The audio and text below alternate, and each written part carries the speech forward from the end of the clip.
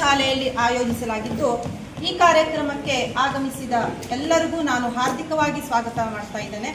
ಈಗ ತಮ್ಮೆಲ್ಲರನ್ನ ಸ್ವಾಗತಿಸಲು ಬರ್ತಾ ಇದ್ದಾರೆ ನಮ್ಮ ಶಾಲೆಯ ಮುಖ್ಯಾಧ್ಯಾಪಕಿಯಾದಂಥ ಶ್ರೀಮತಿ ಉಷಾ ನಾಯ್ಕ.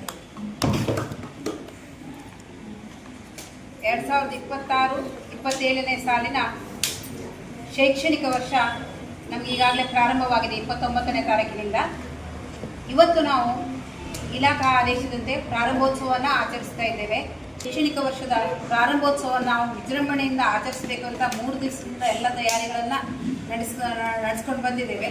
ಇವತ್ತು ಈಗಾಗಲೇ ಮಕ್ಕಳನ್ನು ಆರತಿ ಎತ್ತುವ ಮೂಲಕ ಮಕ್ಕಳಿಗೆ ವಿದೂಷಕನ ಟೋಪಿಯನ್ನು ತೋರಿಸಿ ಮಕ್ಕಳಿಗೆ ಖುಷಿಯಾಗುವ ರೀತಿಯಲ್ಲಿ ಅವರನ್ನು ಸ್ವಾಗತವನ್ನು ಈಗಾಗಲೇ ಮಾಡಿಕೊಂಡಿದ್ದೇವೆ.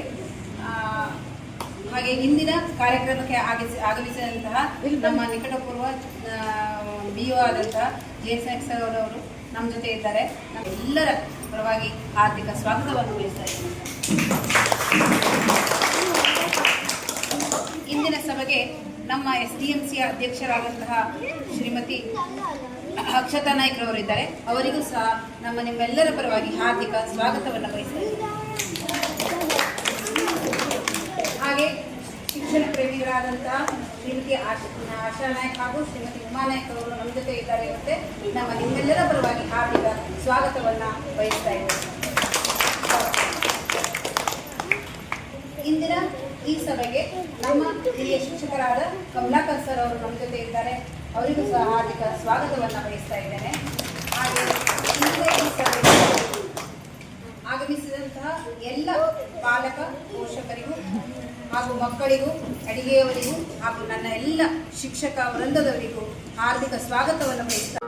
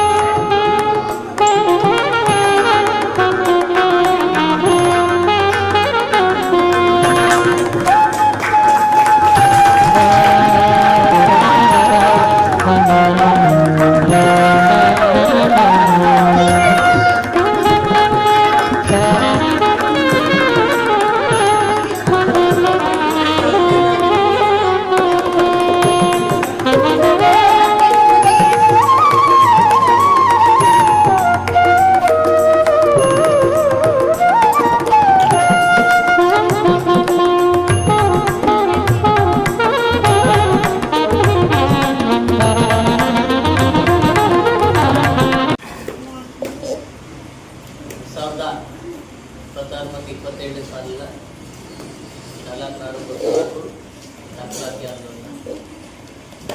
ಈ ಕಾರ್ಯಕ್ರಮದಲ್ಲಿ ವೇದಿಕೆ ಮೇಲೆ ನಮ್ಮ ಜೊತೆ ಇರುವಂತಹ ಅತ್ಯಂತ ಅಕ್ಷತಾ ಮೇಡಮ್ ಅವರೇ,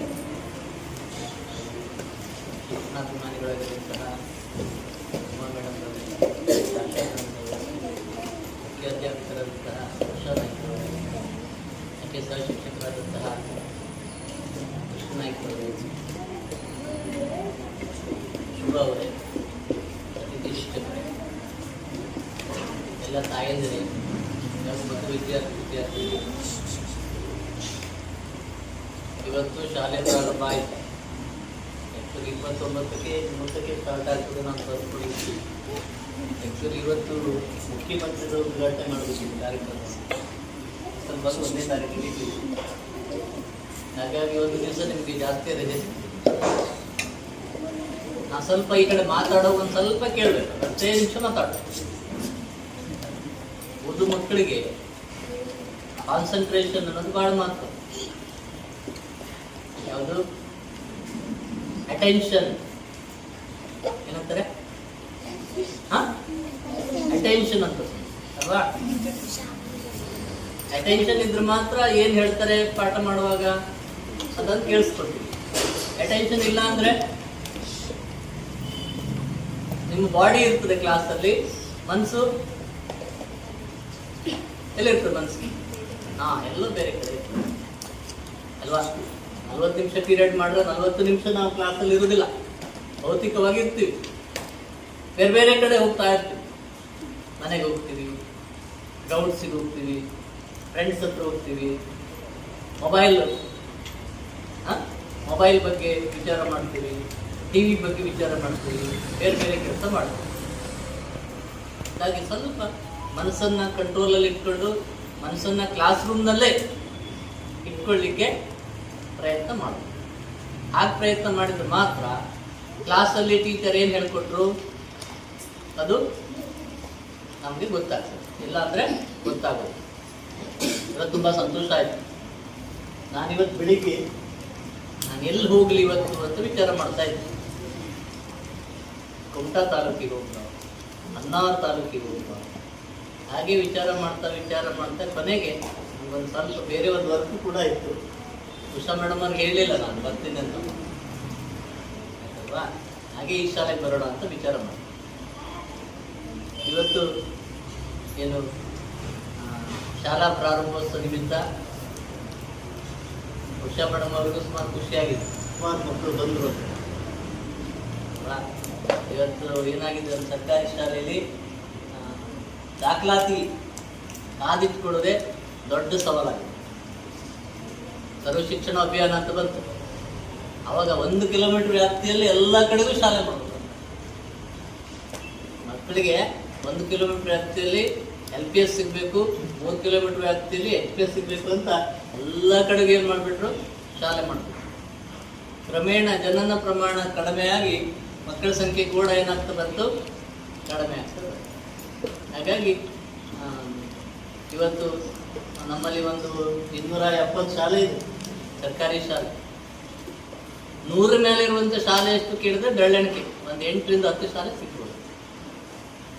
ಗೊತ್ತಾಯ್ತಪ್ಪ? 25 ಒಳಗಡೆ ಇರೋ ಶಾಲೆನೇ ಒಂದು 150 ಇದೆ. ಹಾಗಾಗಿ ಇಲ್ಲೂ ಕೂಡ ನಾನು ಬಂದ ವರ್ಷ 28 29 ಆಯ್ತು.